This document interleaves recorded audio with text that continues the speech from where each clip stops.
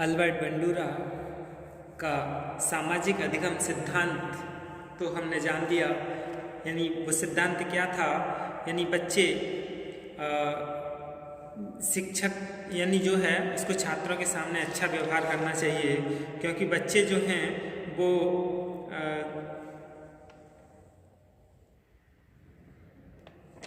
यानी बच्चे किसके द्वारा सीखते हैं, जैसा उसके सामने कोई व्यवहार करता है उसी के अनुसार सीखते हैं, यानी मॉडल के अनुसार सीखते हैं। तो अब हम अल्बर्ट बंडूरा के सिद्धांत के मुख्य संप्रत्यय यानी कॉन्सेप्ट जान लें कि बेसिक कॉन्सेप्ट क्या हैं। तो सबसे पहला है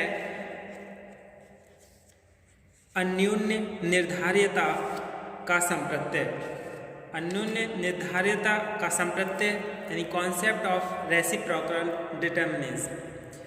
इसमें क्या है कि इस संप्रत्यय के माध्यम से बंडूरा यह स्पष्ट करना चाहता है कि मानव व्यवहार संज्ञानात्मक, व्यवहारात्मक तथा पर्यावरणीय यानी इन्वायरमेंटल निर्धारकों के बीच सतत अन्योन्य अंतःक्रिया यानी रेसिप्रोकल इंटरेक्शन का एक प्रतिफल होता है, यानी प्रोडक्ट होता है। यानी ये आप देख ही रहे हैं, यानी क्या है, ये है P4 यानी प्रोडक्ट जो प्रतिफल आया है, E4 है एक्सटर्नल इन्वायरमेंट यानी बाह्य वातावरण, और B4 है बिहेवियर। तो क्या है, इन तीन चीज़ों से तीन कारक त्रिभुज में जो है वो एक दूसरे से क्या हैं, इंटरलॉक्ड हैं यानी संबंधित हैं, अंतः निर्भर दिखलाए गए हैं ये तीनों। इससे यह स्पष्ट होता है कि कोई भी एक तत्व या कारक अन्य दोनों को प्रभावित कर सकता है। अन्योन्य निर्धार्यता के संप्रत्यय को हम और इस तरीके से जान सकते हैं कि टेलीविज़न देखने के व्यवहार को ले लेते हैं, यानी टेलीविज़न पर जो दिखलाया जाने वाला कार्यक्रम है वह या तो सभी व्यक्तियों के लिए एक ही समान होता है, परंतु कोई व्यक्ति विशेष के लिए यह कार्यक्रम अलग हो सकता है, जो यह इस बात पर निर्भर करता है कि वह क्या देखना पसंद करता है। दर्शकों की पसंद यानी व्यूअर्स प्रीफरेंस से भविष्य में दिखलाए जाने वाले कार्यक्रम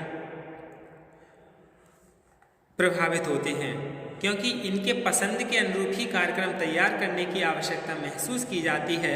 इसके अलावा कार्यक्रम को तैयार करने में लगा धन तथा अन्य ज़रूरतों से भी यह प्रभावित होता है कि भविष्य में दर्शकों के लिए कैसा कार्यक्रम तैयार होगा। इस तरह से दिखलाया गया कार्यक्रम दर्शकों के पसंद को प्रभावित करता है। तो इससे क्या निष्कर्ष निकलता है कि सभी तीन कारक दर्शक का पसंद, टेलीविज़न देखने का व्यवहार तथा दिखलाया गया कार्यक्रम परस्पर एक दूसरे से प्रभावित कर रहे हैं। दूसरा है आत्मतंत्र। यानी आत्मतंत्र क्या है, कोई मानसिक एजेंट नहीं है जिससे व्यवहारों का नियंत्रण होता है, बल्कि एक ऐसा संज्ञानात्मक संरचना है यानी कॉग्निटिव स्ट्रक्चर है जो व्यक्ति को एक संदर्भ प्रक्रम यानी रेफरेंस मैकेनिज्म प्रदान तो करता है, साथ ही साथ प्रत्यक्षण, मूल्यांकन एवं व्यवहारों के संचालन के लिए रास्ता भी प्रशस्त करता है, यानी रास्ता भी देता है। और इसके बाद मॉडलिंग यानी प्रेक्षण द्वारा सीखना। मॉडलिंग लर्निंग बाई ऑब्जर्वेशन, यानी इसके लिए कई तीन भागों में बांटा है, नमूना, प्रेक्षण और अनुकरण। नमूना या आदर्श यानी मॉडल जिसे कहते हैं, बालकों में यह आदत देखी जाती है, ये प्रवृत्ति देखी जाती है कि वे परिवार तथा परिवार के बाहर के लोगों के व्यवहारों को भी अपने जीवन में उतारना चाहते हैं, जिन्हें वे अपेक्षाकृत अधिक मानते हैं, सम्मान देते हैं, या जो उनकी इच्छाओं की पूर्ति करते हैं उन्हें वे अपना आदर्श मानने लगते हैं और उनके जैसा व्यवहार करने का प्रयास करने लगते हैं। इसके उलट यानी विपरीत ऐसे लोग जो उनकी अपेक्षा करते हैं या डांटते फटकारते हैं वे उनके आदर्श नहीं बन पाते हैं, प्रारंभ में बच्चे अपने माता पिता को ही अपना आदर्श मानते हैं और जैसा व्यवहार करने का प्रयास करते हैं। इस प्रकार स्पष्ट है कि बालकों के व्यवहार पर आदर्श यानी मॉडल यानी नमूना का व्यक्ति के व्यवहार का व्यापक प्रभाव पड़ता है। दूसरा है प्रेक्षण यानी ऑब्जर्वेशन। आदर्श व्यक्ति के व्यवहारों को देखना एवं सुनना या उसका निरीक्षण करना प्रेक्षण कहा जाता है। सामाजिक अधिगम के लिए यह एक आवश्यक प्रक्रिया है, क्योंकि जब तक अन्य व्यक्तियों के व्यवहारों का प्रेक्षण नहीं किया जाएगा तब तक उन्हें अपने जीवन में उतारना संभव नहीं होगा। व्यक्तित्व के समुचित विकास के लिए अच्छे आदर्श व्यक्तियों के व्यवहारों के प्रेक्षण का अवसर उपलब्ध कराना चाहिए। उन्हें पारिवारिक परिवेश के बाहर अपने मित्रों, शिक्षकों एवं नेताओं आदि के व्यवहार के प्रेक्षण का अवसर पाते रहते हैं। वे जिन्हें पसंद करते हैं उनके व्यवहारों एवं क्रियाकलापों को स्वयं भी करना चाहते हैं। तीसरा है अनुकरण यानी अनुकरण के 4 चरण होते थे, वो नेक्स्ट में पढ़ेंगे। अनुकरण यानी इमिटेशन। अनुकरण किसी कार्य या व्यवहार को सीखने की पद्धति है।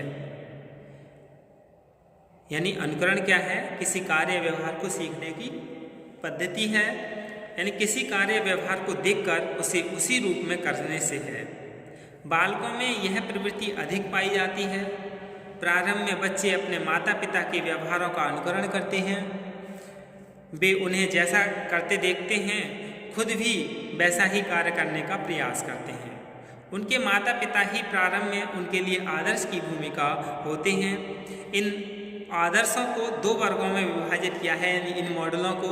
एक तो है वास्तविक जीवन से जुड़े मॉडल और दूसरा है प्रतीकात्मक मॉडल। वास्तविक जीवन यानी रियल लाइफ मॉडल कौन से होते हैं? इस प्रकार के मॉडलों में माता पिता, अभिभावक, शिक्षक, मित्र, फिल्म स्टार, खिलाड़ी, समाज के सफलतम व्यक्ति, किसी व्यवसाय या व्यापारिक जगत से जुड़ी हस्तियां, ये सभी क्या हैं? रियल लाइफ मॉडल्स होते हैं। और प्रतीकात्मक मॉडल यानी सिंबॉलिक मॉडल्स होते हैं। इन मॉडलों में शाब्दिक है, लिखित पुस्तकें हैं, पेंटिंग्स व विभिन्न सामग्रियाँ इसमें आती हैं। इन दोनों प्रकार के मॉडल क्या समान रूप से प्रभावी हैं। यह एक सामान्य अनुभव की बात है कि बच्चे फिल्मों या टीवी पर शो देखते हैं, उसकी नकल वे अपने असली जीवन में करने की कोशिश करते हैं। बालों का स्टाइल, ड्रेस, अपराध, बातचीत करने का ढंग, ये सभी बातों की नकल वयस्क लोगों द्वारा भी इस आधार पर की जाती है कि इन चीज़ों को फिल्मों में आम जनता द्वारा स्वीकार किया जाता है। इस प्रकार धनात्मक पुनर्बलन एवं पुरस्कार सामाजिक अधिगम में एक महत्वपूर्ण भूमिका निभाते हैं। यानी व्यक्तित्व को निखारने में इसकी बहुत महती भूमिका रहती है। ये हमारी प्रतिक्रियाओं को मजबूत करती हैं, सुदृढ़ करती हैं तथा भविष्य में इनकी पुनरावृत्ति के लिए प्रकृति का विकास करती हैं। इसके बाद यानी ये जो प्रेक्षण है,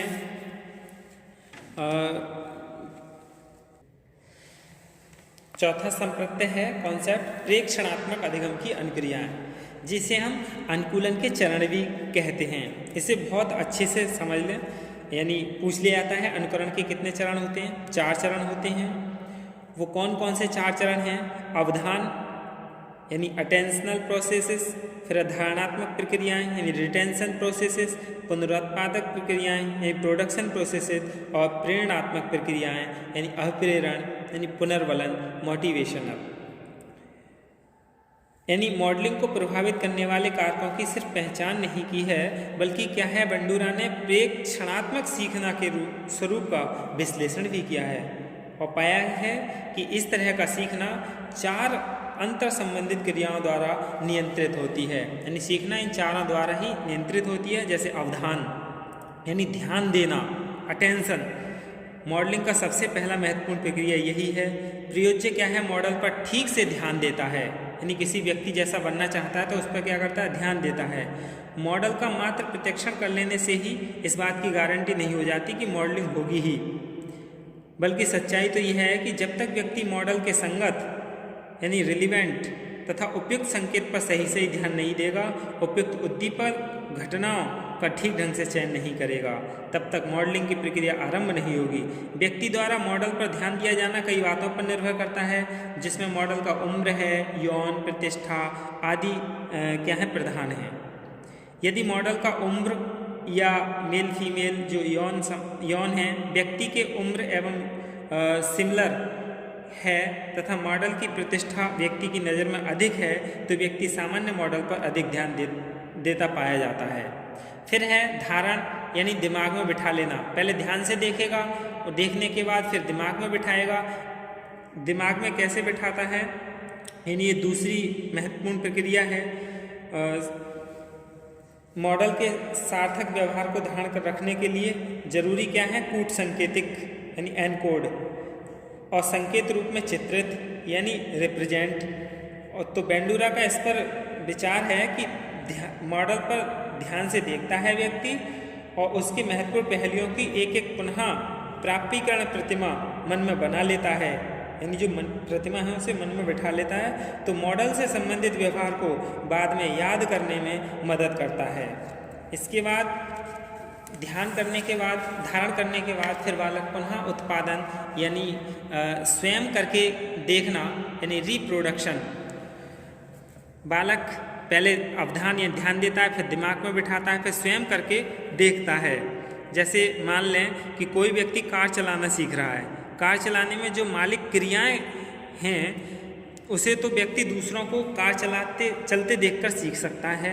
मॉडल के व्यवहार का सांकेतिक चित्रण को व्यक्ति मन ही मन कई बार दोहरा सकता है, लेकिन इसका वास्तविक व्यवहार में परिणित किया जाना अर्थात कार चलाना प्रारंभ में काफ़ी फूहड़ यानी क्लमसी एवं स्थूल यानी रफ होगा। इसके लिए मात्र प्रेक्षण पर्याप्त नहीं होगा, इसके लिए कार चलाने का वास्तविक अभ्यास तथा इस व्यवहार की परिशुद्धता से मिलने वाला पर्याप्त पुनर्निवेश यानी फीडबैक अनिवार्य है। इसीलिए बच्चा क्या है, पुनरुत्पादन यानी स्वयं करके देखता है। फिर चौथा है अभिप्रेरणा यानी मोटिवेशनल यानी पुनर्वलन। ये चौथी प्रक्रिया है।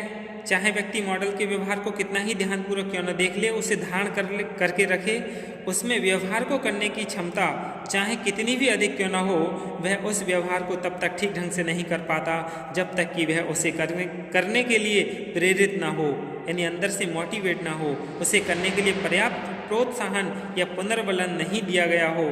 जब पर्याप्त पुनर्बलन दिया जाता है तो मॉडलिंग या प्रेक्षणात्मक सीखना को व्यक्ति तुरंत ही कार्य में परिणित कर लेता है, यानी कार्य को कंप्लीट कर लेता है। यही क्या है यानी अल्बर्ट बंडूरा के सामाजिक अधिगम सिद्धांत के संप्रत्यय हैं। धन्यवाद।